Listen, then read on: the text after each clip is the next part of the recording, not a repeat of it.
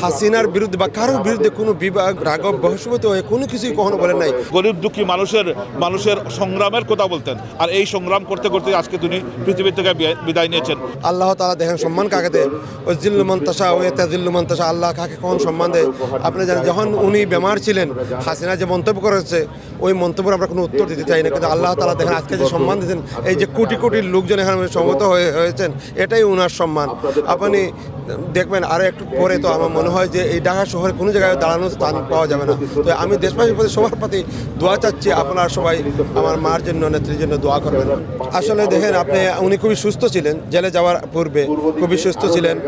এই জেলে যাওয়ার পরে উনাকে যেভাবে মেন্টালি টর্চার এবং আমরা জানি যে স্লো পয়জন দেওয়া হয়েছিল, এই জন্য উনি ধীরে ধীরে, অথচ আমরা যখন উনি লন্ডনে গিয়েছিলেন আমরা দেখেছি উনার কাছ থেকে আমরা কখনো হাসিনার বিরুদ্ধে বা কারোর বিরুদ্ধে কোনো বিভাগ বা অনেক সময় আমরা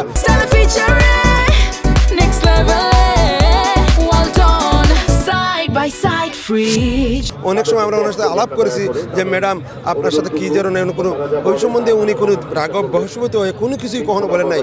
এটা আমরা ওনার কাছ থেকে আমরা দেখেছি যে উনি হচ্ছেন যে মা যেমন ছেলেদেরকে বাচ্চাদেরকে কখনো কোনো বাদ উপদেশ দেয় না, তিনি আমাদেরকেও সেম জিনিস দেখেছেন। যেমন আপনি দেখেছেন 5 তারিখের পরে সবাইকে বলেছেন শান্ত থাকার জন্য। এদেশে গণতন্ত্রের জন্য যে সময় গণতন্ত্রের উপরে যত আক্রমণ হচ্ছে, আমাদের মা দেশনেত্রী যে উনি সবসময় সুন্দরভাবে নেতৃত্ব দিয়ে দেশকে স্থিতিশীল রাখার জন্য বলছেন। এখন আমাদের হলো যে আমাদের মা যেভাবে আমাদেরকে বলে গেছেন আগামী যে নেতৃত্বটা সুন্দরভাবে বাংলাদেশের গণতন্ত্র ফিরিয়ে আসবে, আশা করি সবাই মিলে আমাদের নেতা দেশনায়ক তারেক রহমান সাহেবের নেতৃত্বে উনি প্রধানমন্ত্রী হবেন, দেশটাকে আমরা সুন্দরভাবে চালাবো। আমাদের মায়ের যে আশা আকাঙ্ক্ষা এইটা আমরা নিয়ে যাব।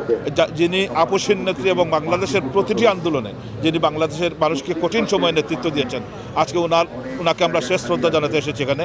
আমার ব্যক্তিগতভাবে ওনার সাথে অনেকবার ওনার সাথে আমার দেখা হয়েছে। শেষ দেখা হয়েছে আমাদের লন্ডনের টাউনলেস, যেখানে আমরা কাজ করি, সেখানে ওনাকে আমরা একটা রিসেপশন দিয়েছিলাম। উনি অত্যন্ত একজন বড় মাপের নেত্রী। ওনাকে যদি ওনার পাশে যান তাহলে ওনাকে দেখতে পারেন ওনার যে একজন মানবিক যত সব গুণ আছে সব কিছু ওনার মধ্যে আছে। উনি অবহেলিত মানুষের পক্ষে কথা বলতেন, গণতন্ত্রের পক্ষে কথা বলতেন, গরিব দুঃখী মানুষের সংগ্রামের কথা বলতেন, আর এই সংগ্রাম করতে করতে আজকে তিনি পৃথিবী থেকে বিদায় নিয়েছেন। ওনার মৃত্যু আমাদের সকলের জন্য একটা শিক্ষা। আমরা আসলে এখান থেকে শিক্ষা নেই যে রাজনীতি করতে হলে কোনো মানুষের পাশে থাকতে হবে, ন্যায় এবং ইনসাফের রাজনীতি করতে হবে, এবং সর্বোপরি মানুষের অধিকারের পক্ষে আমাদেরকে থাকতে হবে। এটাই আজকে শিক্ষা। আশা করি আমাদের নেত্রী পরবারে সুখে থাকবেন এবং ইনশাআল্লাহ উনি জান্নাতুল ফেরদৌস পাবেন, এটা আমার আশা করি। দেখেন, এটা আসলে অত্যন্ত একটা হৃদয় বিদারক সময়। এই সময় আমরা আসলে রাজনীতি নিয়ে কথা বলতে চাই না।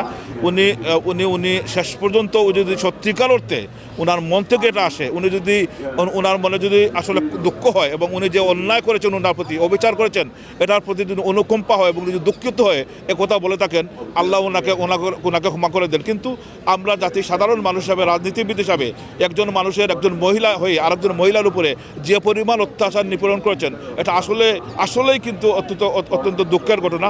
আমরা আজকের এই দিনে আমরা সবাইকে